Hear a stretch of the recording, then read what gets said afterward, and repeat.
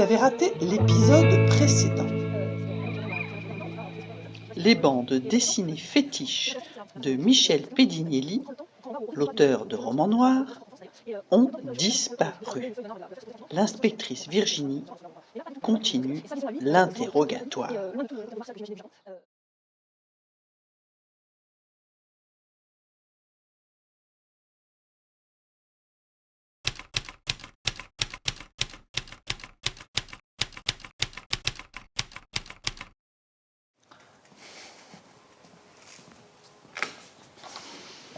Alors comme ça, je sais pas comment ça doit être dans votre vie, mais vu ce que vous avez shippé, oui, shippé, je dis bien shippé, dans la médiathèque, ça va pas être beau à voir, hein.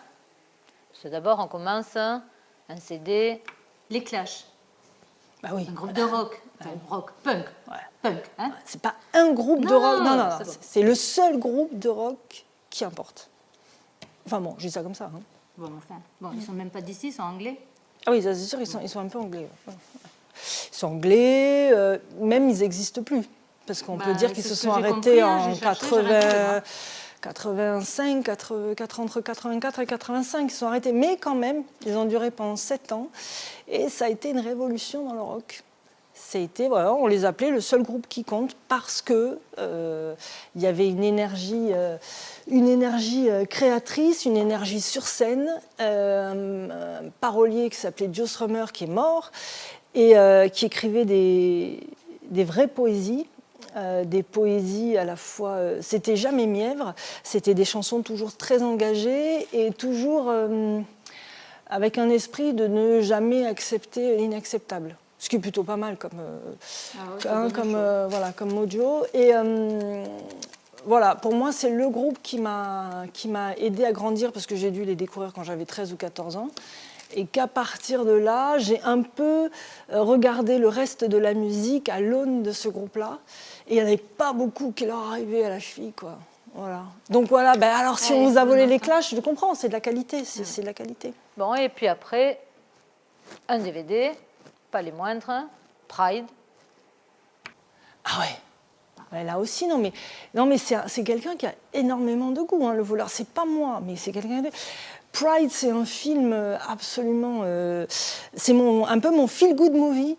Ça raconte l'histoire d'un groupe LGBT en 82 ou 83 à Londres, c'est toujours un peu la même période que les Clash, et qui décide de soutenir les mineurs en grève contre Thatcher. Tout simplement parce que finalement ils se rendent compte que les mineurs en grève ont les mêmes ennemis que eux, ce sont à peu près les mêmes personnes qui les attaquent, c'est-à-dire le gouvernement anglais, les tabloïds, la police. Et quand ils laissent tranquille un peu les groupes LGBT, c'était pas très à la mode à l'époque, c'est pour aller taper sur les mineurs. Donc ils décident de faire une souscription et de lever des fonds pour aller aider, pour faire une souscription pour aider les mineurs qui sont en grève et qui n'ont plus rien à bouffer. Et c'est un très beau film aussi sur comment deux mondes totalement opposés, des jeunes homos londoniens très branchés, mais très politisés, qui vont aider un village au fin fond du pays de Galles qui est vraiment qui est laminé par les grèves et par ce conflit avec le gouvernement anglais.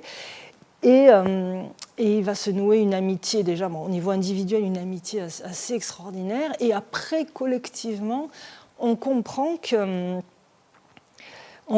ces deux luttes-là se sont rapprochées de telle manière que finalement, si le gouvernement suivant, le gouvernement travailliste anglais, a voté des lois pour protéger et pour donner des droits aux homos et aux lesbiennes, c'est parce qu'ils ont été soutenus par toutes les forces et syndicats de mineurs qui ont renvoyé l'ascenseur après ce coup de main de 82-83. Donc c'est un film pour moi qui est tiré d'une histoire vraie, parce que ça s'est vraiment passé, et qui est à la fois très, très mélancolique parce que ça se termine avec les années SIDA, mais en même temps porteur de joie et d'espoir, et c'est très drôle. Bon, et le dernier document shippé, parce qu'avec cette vie... bref, je ne me mêle pas de ce qui ne me regarde pas. Merci. Mais enfin, les Peaky Blinders quand même, comme Bad Boy, On vous Il y a pas piqué mieux, les hein. Peaky Blinders, Eh oui, oui, on nous a d'accord. piqué, enfin, non, mais je vous nous comprends. avez piqué, enfin. Non, non, c'est pas moi, mais je Non, comprends. je La note, personne je note. la personne a fort bon goût parce que les Peaky Blinders, c'est quand même une série absolument géniale. Ça passe à Birmingham en 1919 avec effectivement des bad boys, mais qui reviennent d'abord de la guerre, donc avec un gros traumatisme. Et c'est des gens vraiment c'est vraiment des prolos de Birmingham. C'est des gens qui sont dans une bande déjà là-bas, c'est une famille, et ils décident de devenir les rois de Birmingham, ne pas rester dans leurs conditions. Et ils décident effectivement par de la violence, par des braquages, par des arnaques, parce qu'ils sont très intéressants. C'est la famille Shelby, avec à leur tête Thomas Shelby, incarné par le magnifique Cillian Murphy, qui est quand même quelqu'un d'absolument... Enfin, rien que pour lui, on peut regarder la série. Voilà, Cillian Murphy, très beau.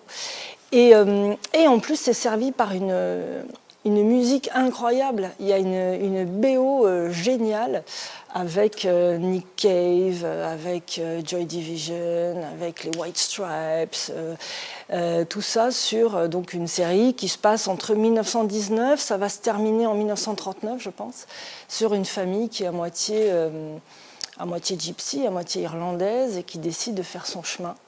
Et il y a aussi un personnage magnifique, la tante Polly, qui est une actrice extraordinaire qui s'appelle Helen McCrory et qui est décédée il y a 3 mois. C'est une actrice d'une 50aine d'années qui est morte brusquement, c'est terrible.